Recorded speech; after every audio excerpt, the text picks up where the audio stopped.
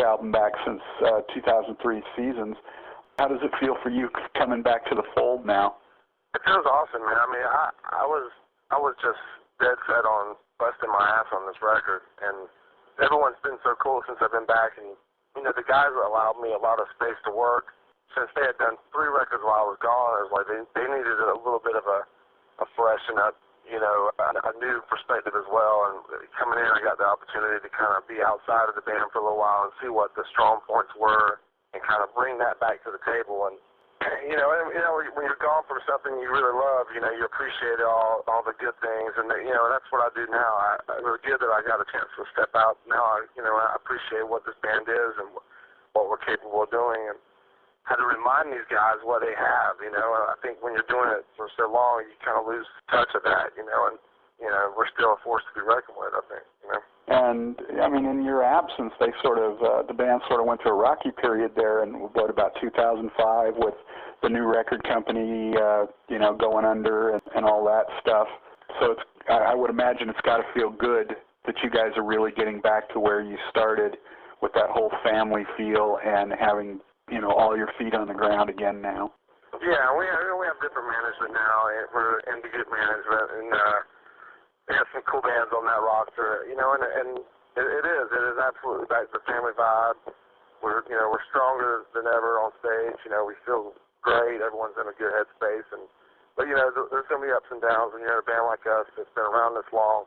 You're going to have a rocky road from time to time, and we embrace that. We're used to it. We're used to being grounded and, you know, pushed, you know, and being the beaten dog a little bit. So we're used to that. You know what I mean? It's like, you know, whatever, you know, things go wrong in this business, and if you don't believe that and expect it, then you're just being naive. And we're used to it. You know, we hear crazy news one day, and well, that's typical, you know. And when you expect, you know, unexpected, it's not too much of a surprise, you know.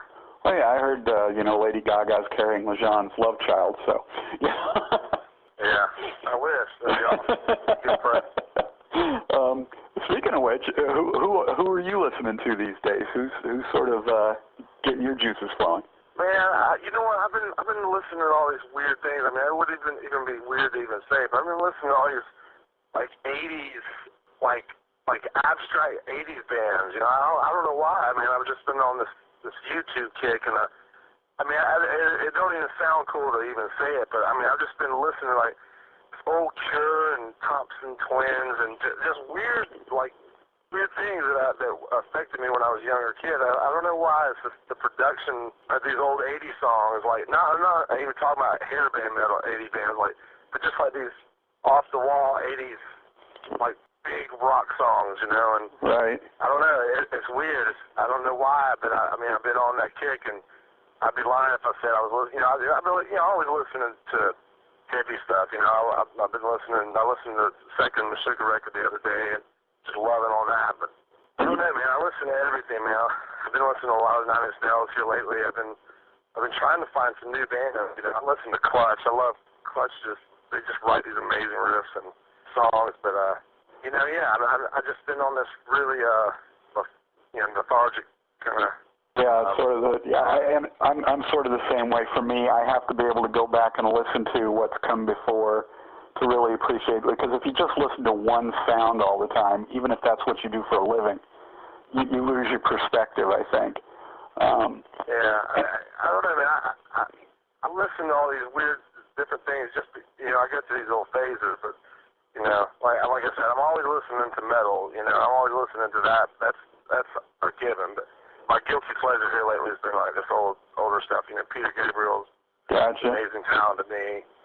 Listening to his stuff, you know. So I don't know. I got a band you can go check out. I'll tell you about in a second. My metal album that I'm listening to just dropped last week is a New Jersey band on Roadrunner called Mutiny Within. I don't know if you've heard them yet, but they're really good. Mutiny Within. Okay, I'll check it out. Yeah, they're really good, talented young kids. But here's a band you should go check out, especially if you're listening to a lot of the 80s stuff and feeling nostalgic and everything. There's a band out there now, I don't know if you've heard of them, called Rock Sugar. And it's sort of like the tongue-in-cheek Steel Panther thing, except what they're doing is they're taking classic 80s pop stuff, like, you know, Madonna and Journey and stuff like that, and sort of doing mashups with like Metallica and Motley Crue and stuff like that. And they've got one of their videos on YouTube, and it's called "Don't Stop the Sandman," and it's mixing Metallica's "Enter Sandman" with Journey's "Don't Stop Believin'." And you wouldn't think it would work, but the entire album is just classic. It's just fun to listen to. So if you get a chance, go on YouTube and check it out. Yeah, I figured. I'm going to check it out right now, as a matter of fact. I figured you might get a kick out of that. I know you guys have got a busy schedule today, so I'll let you go here in just a second. But you said you were playing a couple of songs off the new album on the road, on the tour. Is that Forever Dead and the Unraveling, or are you doing something different? Yeah, those are the ones.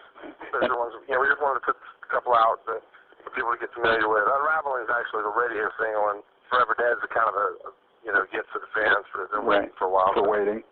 And are you guys working on a video for the Unraveling then? We haven't talked about it yet, but I'm sure it's coming pretty soon. We'll see how the song does, and this day and age videos are kind of they're good to have, but I mean, we'll wait and see how the song does, and we might save the video for another song. We'll see. Gotcha. Now, how long are you guys out on this tour with Drowning Pool? This goes to the end of March, and then after that, we're still piecing the next tour together, but not sure. So pretty much the rest of the year is just going to be touring in support of the album and everything then? So, yes. So you guys are going to be road dogs for at least the rest of this year, probably all of next year too, with the new album. What do you guys do to keep yourselves entertained on the road? Yeah, I go to the gym a lot. I mean, it's not like the old days where, we're sleeping off hangovers. I'm always busy doing something. This is a hustling game, and that's what I like doing. I like working on the band and getting stuff ready for next tours and all that stuff. But I mean, so I'm like busy a lot. But I go to the gym. Everyone kind of has their different little routines they do, and some people just chill out and wait for the show, and some people kind of venture out a little bit. I mean, it's different. It depends on where you're at. If you're in a city where there's something going on, you got something to do. Yeah. A lot of times everyone just kind of chills out. Well, you guys have a great show tonight. Thank you for taking time out to talk with Metalholic. Do you have any final words for the Metalholic readers? Oh, man, just check out Cold Day Memory when it comes out in April, man. We're proud of it.